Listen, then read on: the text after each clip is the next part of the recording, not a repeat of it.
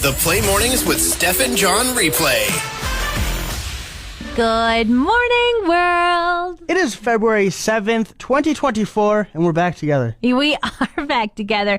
You a little delayed this morning. You had to Yeah, forgot my keys. text me. So John texted me at 4:30, but I was just dawdling around my house, not looking at my phone. And so 4:45, I realized you were like, hey, I'm standing outside. Please help me. Yeah, meanwhile, I got my butt in here at a reasonable time here, Steph. We have a show to prepare for. Excuse me, John. My start time is 5. Your start time is 4:30. It's just the way it goes. You know what? That's right. But yeah, not only did I forget my keys, something you don't know, I walked to work. Oh, did you really? 40-minute walk. No, oh my God. John, I feel, okay, this is crazy because I was like, why the heck didn't this kid just drive home and let himself in? I'm not due to be there for 40 minutes. It's an 8-minute drive home. It's a 40-minute walk.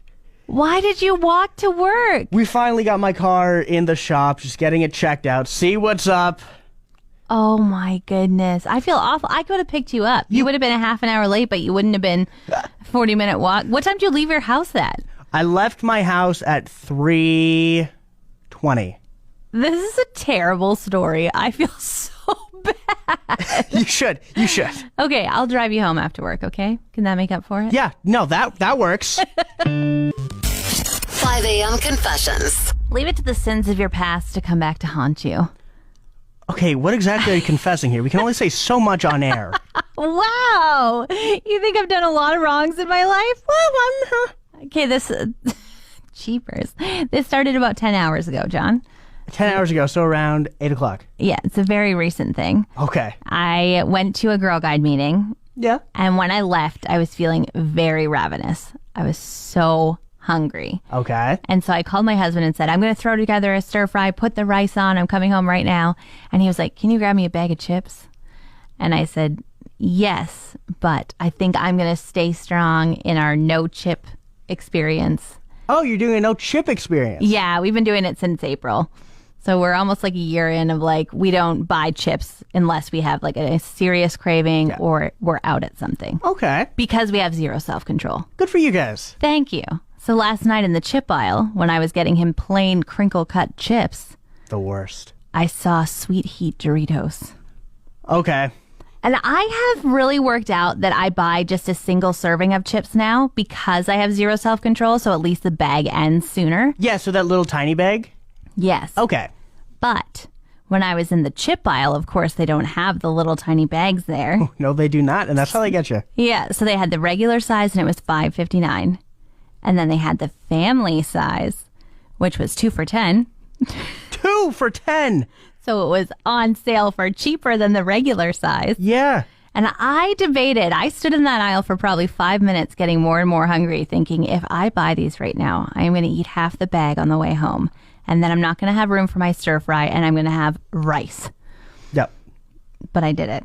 You did it? I bought the chips. And did it happen what you thought was going to happen? Well, then I thought I'd have self-control again. So I walked out to my truck and I thought, I'm going to put these in the back seat so I can't reach them. And then when I actually need chips and don't have a stir fry waiting for me, I'll eat them later. Okay. I got in the driver's seat. I turned my truck on. And then I was like, I'm going to be a hazard on the road trying to reach for these. Got out, got the chips from the back seat. And then started my drive from Thickwood to Gregoire, where I annihilated those chips. Yeah, you did. So many chips.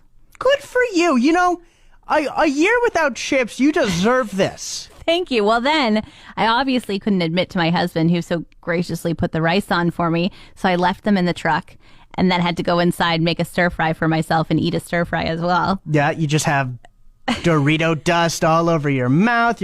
Why are your fingers orange, honey? I don't know. Well, then this morning, this is when it came back to haunt me. Okay. Is that I put the mittens on I was wearing yesterday and my scarf, and all of a sudden, Sweet Heat Doritos don't smell so good at 5:30 in the morning after you had a feast of them 10 hours ago. Oh. And I just feel like, oh, I'll never eat a Sweet Heat Dorito again. Oh, but the you next will. time the 10 be in the chip pile. Yo, you have a whole other bag.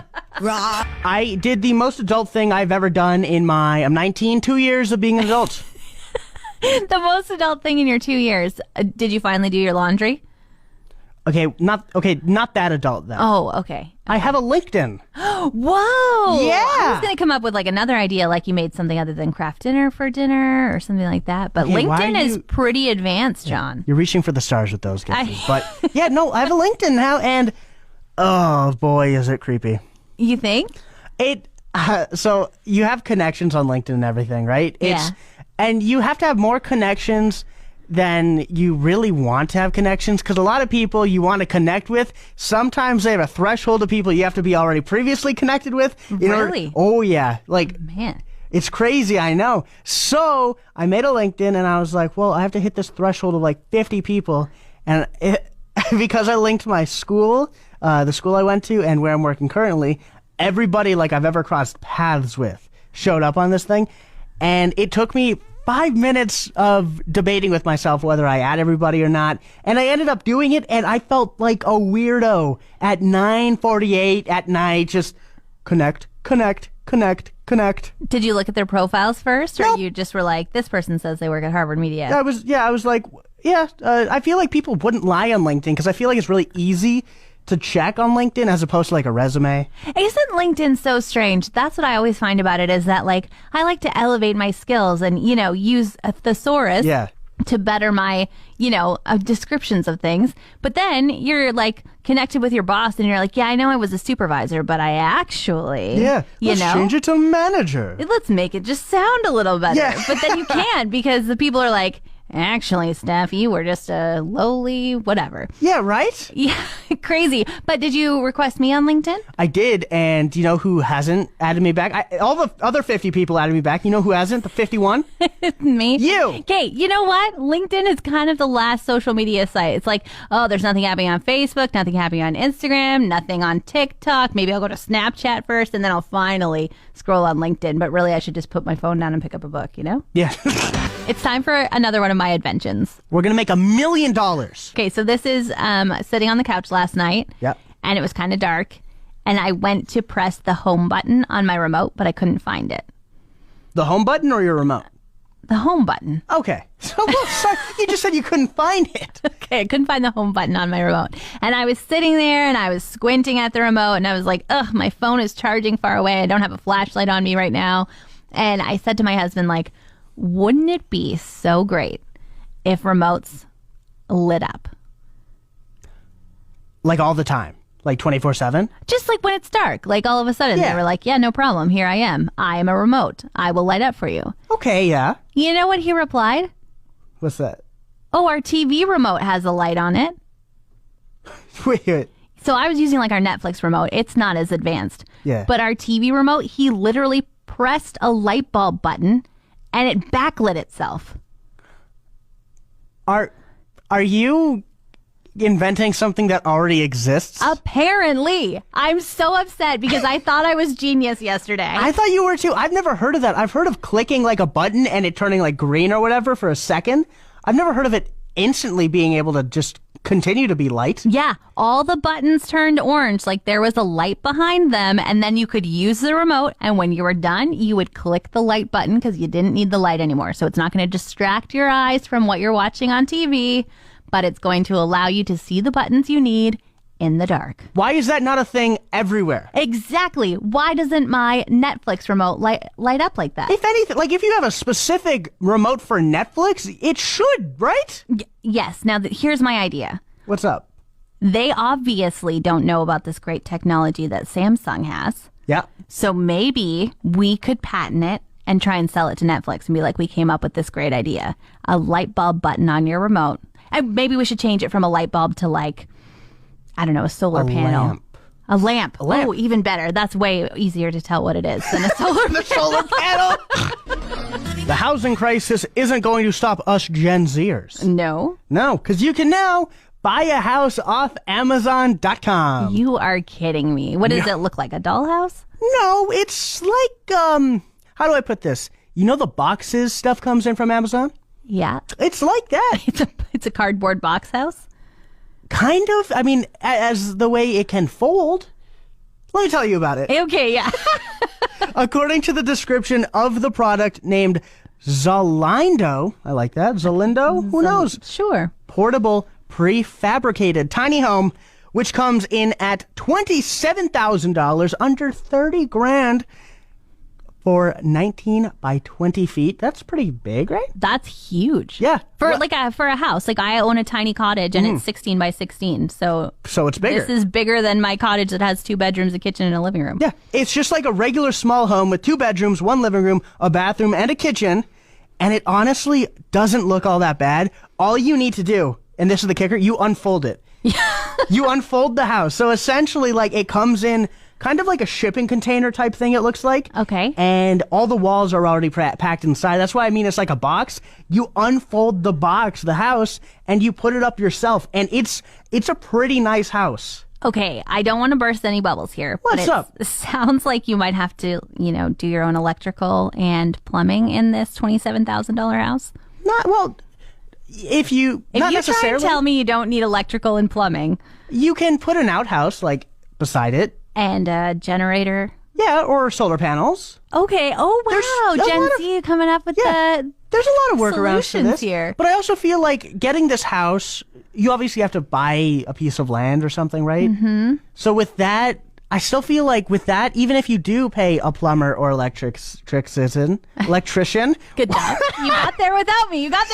John. That's awesome. Thank you. If you pay them off, I feel like it'll still come in under like a townhouse. You're probably right. Yeah. I think we should maybe pool our money together. You want to be my roommate? Hey, Harvard. Just 27. That's it.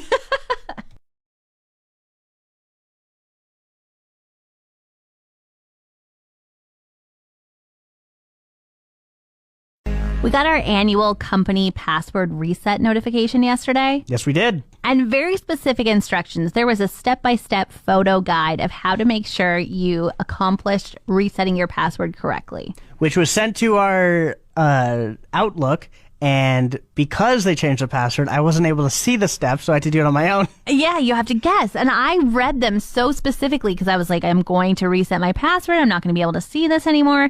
And on top of that, it wasn't just like you're setting your password for your email. It was you're resetting your password for your login to the computer, for your Teams, for your everything.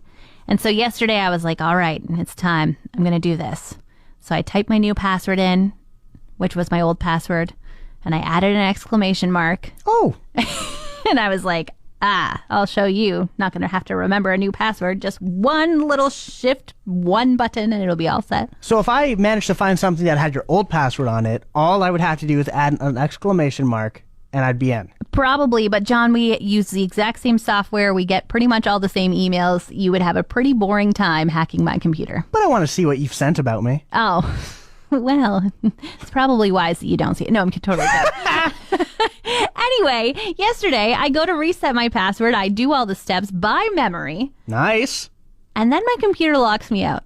So you did it wrong. I don't know if I did it wrong or if my computer was just like, I liked your old password. But either way, I didn't have my old password anymore and my new password didn't work anymore. And I spent the entire day logged out of email. So anybody that emailed me yesterday, I was off my email without a way to send you an automatic reply that I'm off my email. Yeah. So I was just locked out. Likely story. Yeah. Got here this morning, had to wake our engineer up at 5 a.m. and ask him if he could please try and log me back in. You're lucky our engineer is so nice. He is so sweet. It took about 40 minutes, but lo and behold, here we are. And I'm logged into the computer and I can tell you the weather forecast. It's -10 right now, John. Ooh, brr. I don't think that you can actually gain weight from eating corn. What? Yeah, I was thinking about this all last night as I was laying in bed. Now, let's think about it for a second. When you eat corn... John. Wow. I'm sorry. Everybody, no. This is where I gotta say everybody. Play that back. Let's play that back for a second. Your name is John. John. I know it's eerily close. That's why we did it. So it seems fine to everybody who noticed the difference. I'm sorry. Forgive me. I'm the new gross guy. Okay, but you knew where I was going with it. Yeah, you're making me nervous here. Are you about to talk about a bowel movement a little on bit. air? Yeah, you eat corn, right? At 7:38 in the morning. Good morning. You eat corn. Good morning. You're getting it. It doesn't necessarily break down in your tummy if you see it later. So how do you gain weight from Dear it? Lord. Oh, my God. Right? Like, yes, it is like one of the highest things in starch. I get that, corn. But you see it after. Okay, but I think that there's a lot of other ways that you can eat corn. There's corn flour, there's corn starch, there's corn, all these things, corn oil, and then all of a sudden you're gaining weight from corn. You just don't know it because they broke it down before they gave it to you. Okay, I don't think you can gain weight from corn cobs then. Corn cobs. I also don't think there's that many corn kernels left. So you think what's it? So you can't gain the entirety weight by eating a corn cob is what we're... John, I can't talk about this anymore. Don't you mean Sean? John, I can't talk about this anymore. Shannon Lloyd is here one final time from the Multicultural Association as we get you prepared to sign up for the financial literacy course taking place starting on February 13th and 14th, level 1 and 2, inclusive of those dates. Awesome. Now, what final tip do you have for us today? So our final tip from our instructor, Jay Falcone, is increase your financial literacy by self-development. Read books, take courses, attend seminars, and most of all, attend financial literacy program with MCA. Wow. Now, the cool thing about that is that first he said read books. He's written a financial literacy book. He has. Attend courses. This is the course he's inviting you to. And then he said take financial literacy, which is, you could kind of kill all birds with one stone here. Absolutely. And at the end of the course, you get the book Jay has written. Amazing. All right. So thank you so much, Shannon, for joining me. And if you want to sign up for these courses, 8 weeks for level 1, 10 weeks for level 2, starting on the 13th and 14th of February, how can people register? So they can register by going to our website at www.mcawb.org/FLP. Or they can go on the eventbrite.com and look for the event there. I also just want to mention that there is limited space and it is a very sought after program. So please sign up as soon as possible. Perfect. Shannon, thanks so much for joining me and sharing all these tips with us. Absolutely. Thanks for having me all week, Steph. It was great. Thanks for listening. Don't forget to subscribe to the Steph and John Replay. Find more Steph and John at play1037.ca.